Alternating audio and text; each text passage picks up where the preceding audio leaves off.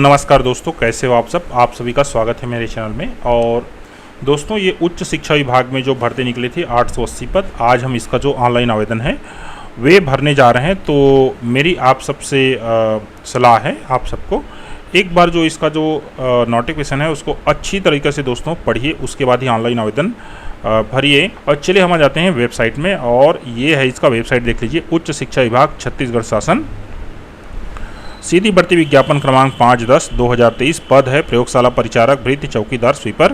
तारीख है 12 अक्टूबर 2023। देखें, डाउनलोड करें। ऑनलाइन आवेदन भरने के निर्देश, तो इसको अच्छे से एक बार आप जो है रीड कीजिए। मैं ये सभी जो डॉक्यूमेंट है आपको जो है नीचे रजिस्ट्रेशन में दे दूंगा। इसके साथ है विभागीय विज्ञापन है, तो विभागीय विज्ञापन हम देख चुके हैं। एक संक्षिप्त विज्ञापन है और उसके साथ है पाठ्यक्रम है, और पाठ्यक्रम तो ये हमने पहले ही दोस्तों देख लिया था। ठीक है, ये देख लीजिए ऑनलाइन आवेदन करने के निर्देश। ये महत्वपूर्ण है। फोटो की साइज है 50 KB से कम हो, JPG PNG में होना चाहिए। हस्ताक्षर 40 KB से कम हो। 10th मार्कशीट दोस्तों 300 KB से कम होना चाहिए, और 5th मार्कशीट जो है 300 KB से कम होना चाहिए।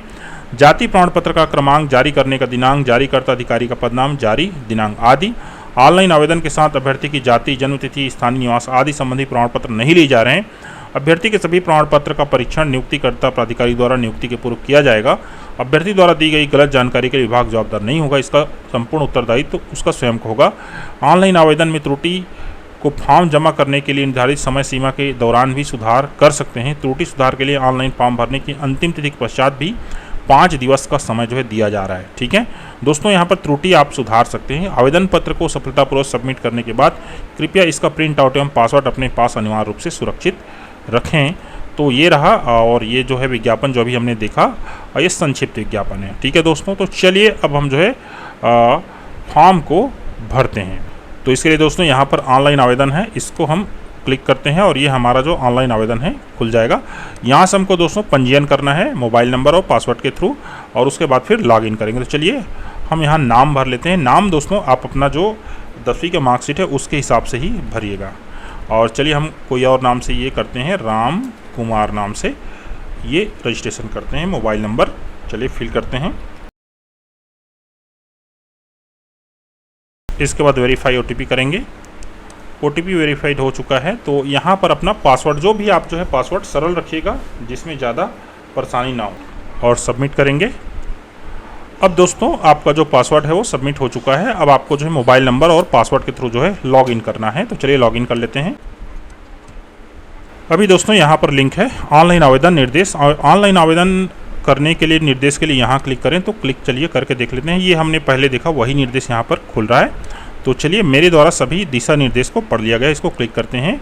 और दोस्तों ये आ गया हमारा जो पहला पेज। अब इसमें क्या क्या चीज़ें हैं इसको समझ लेते हैं। प्रथम नाम हिंदी में, मध्य नाम हिंदी में, अंतिम नाम हिंदी में, प्रथम नाम अंग्रेजी, मध्य नाम, अंतिम नाम, पिता पति का नाम, माता का नाम अंग्रेजी में। और यहाँ पर दोस्तों फ़ोटो अपलोड करना है और एक सिग्नेचर हमको अपलोड करना है। तो चलिए ये कर लेते हैं।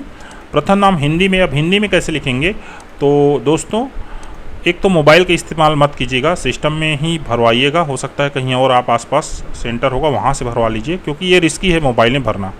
तो प्रथम नाम यहाँ से देख लीजिए। अगर आप कंप्यूटर में भर रहे हैं तो गूगल इनपुट टूल है वो आप यूज कीजिए। तो चलिए हमने प्रथम नाम भर लिया, राम कुमार। और देखिए मध्य नाम कुमार हमको डालना पड़ेगा। ठीक है, कुमार। और अंतिम नाम, ठीक है, अब अंतिम नाम हमको डालना ही पड़ेगा।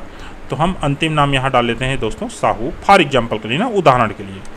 अब इसको आपको क्या करना है, अंग्रेजी में भरना है। तो कैपिटल में भरिएगा, राम कुमार साहू। ठीक है, पिता पति का नाम यहाँ पर भरिएगा, जैसे सोहन लाल, हिंदी में। ठीक है, तो ये ऑटोमेटिक हिंदी ले रहा है, चेंज करने की ज़रूरत नहीं पड़ रही है। और पिता पति का नाम अंग्रेजी में, सोहन लाल। ठीक, ये उदाहरण के लिए है। आप 10वीं के मार्कशीट से इसको फॉलो कीजिएगा।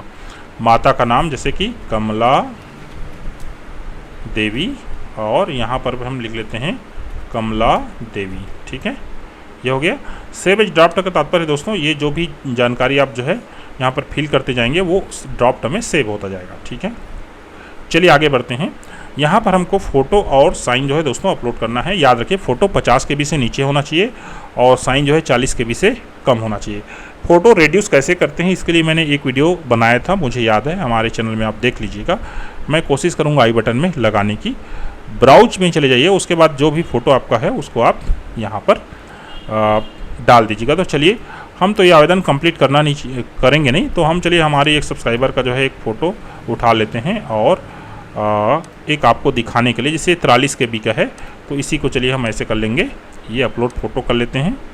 ठीक है, ये फ़ोटो दोस्तों अपलोड हो चुका है और देखे बोल रहा है, तो यहाँ से हम देख सकते हैं। देखिए फ़ोटो ऑलरेडी अपलोड हो चुका है। ठीक इसी तरह से दोस्तों यहाँ पर हमको एक साइन जो है वो कर लेना है। इसी साइन को चलिए ले लेते हैं, अपलोड हस्ताक्षर, और ये हस्ताक्षर भी अपलोड हो चुका है। तो दोस्तों इतना काम अब हमारा ख़त्म हो चुका है। अब हम आ जाते हैं वर्तमान पता में। दोस्तों पता जो है आपको कैसे भरना है ये बता देता हूँ। मतलब राज्य, जिला चुने, तो जिला हम मान लीजिए चुन लेते हैं, जांजगीर चांपा ही अपना ही जिला जो है चुन लेते हैं। उसके बाद है पता। पता दोस्तों आप आधार कार्ड से भरेंगे, ठीक है ना। तो चलिए भर लेते हैं हम।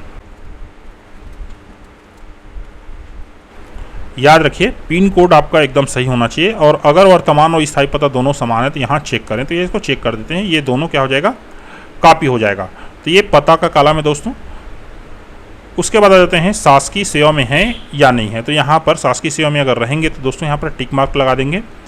तो हमारे केस में हम नहीं लगाते हैं। क्या भूतपूर्व सैनिक है, अगर रहेंगे तो इसको टिक लगा दीजिएगा। ठीक है, जाति संवर्ग चुने, तो अपनी जाति संवर्ग जो भी रहेगा वो चूज करेंगे। हमारे केस में अन्य पेशा वर्ग हम चूज कर लेते हैं। वैवाहिक स्थिति, याद रखिए दोस्तों, अगर विवाहित लिखते हैं ना तो आपका विवाह का डेट और जन्म तिथि 21 साल से डिफरेंस होना चाहिए। 21 साल से ऊपर में ही आप विवाह किए होंगे, ऐसा यहाँ पर आपका जो डेट है वो शो करना चाहिए। ठीक है ना, कई बार हम इस चीज़ को भूल जाते हैं।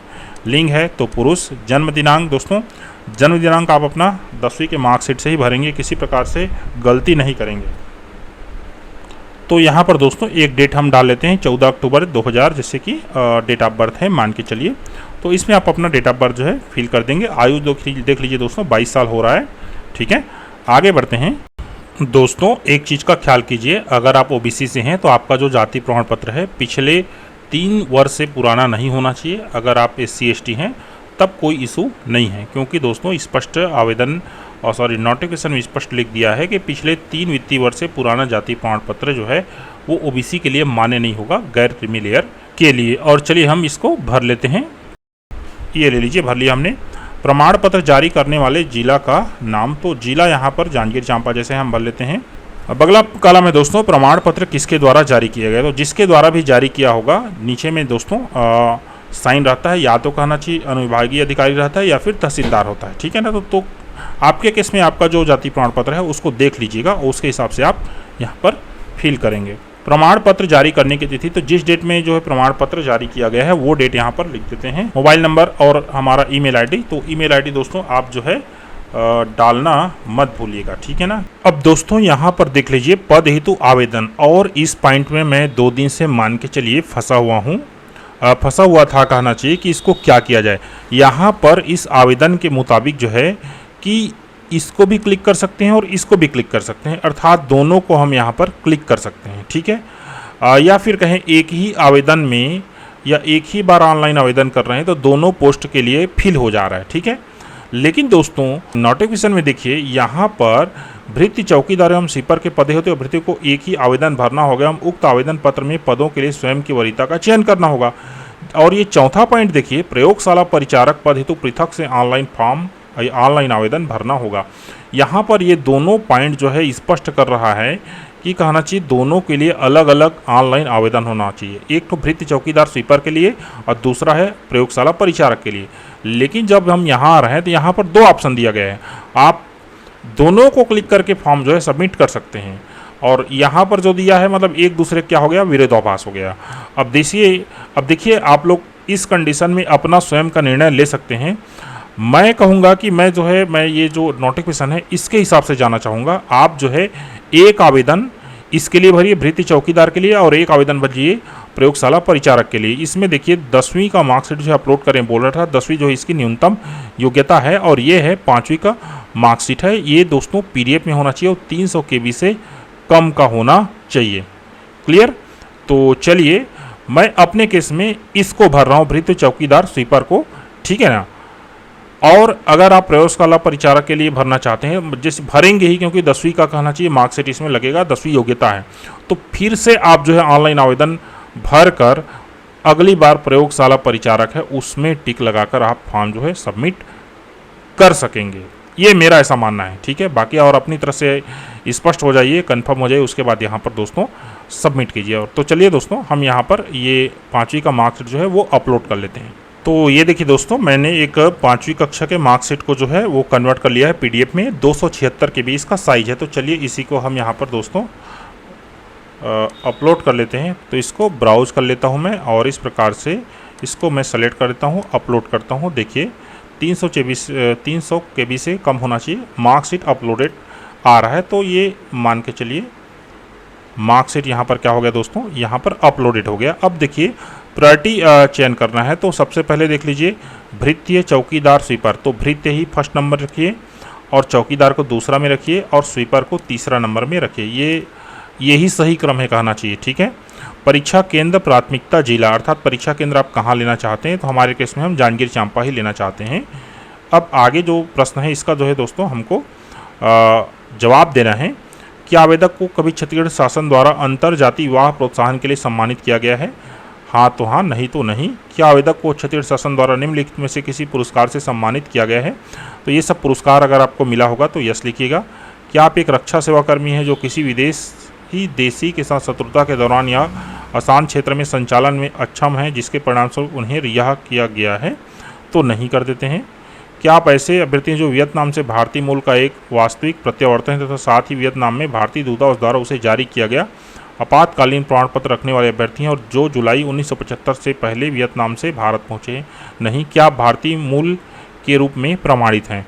तो यहाँ पर देख लीजिए, क्या आप भारतीय मूल के रूप में प्रमाणित हैं? तो यहाँ पर दोस्तों यहाँ पर यस लिखना है क्योंकि हम जो है भारतीय मूल के ही हैं और इसके लिए हमको हमारे पास जो है निवास प्रमाण पत्र हमारा उपलब्ध है। क्या आप अलग या विधवा हैं? हाँ या नहीं, अपने केस में जो भी होगा लिखिएगा। क्या आपको कभी किसी प्राधिकारी संस्था द्वारा परीक्षा चयन से बाहर रखा गया है? आपके केस में जो भी होगा लिखिएगा। क्या अभ्यर्थी को सेवा अवधि के दौरान कभी दंडित किया गया, सेवा समाप्ति की गई है? हाँ नहीं लिखिए। क्या आपको कभी भी किसी आपराधिक मामले में दोषी घोषित किया गया है?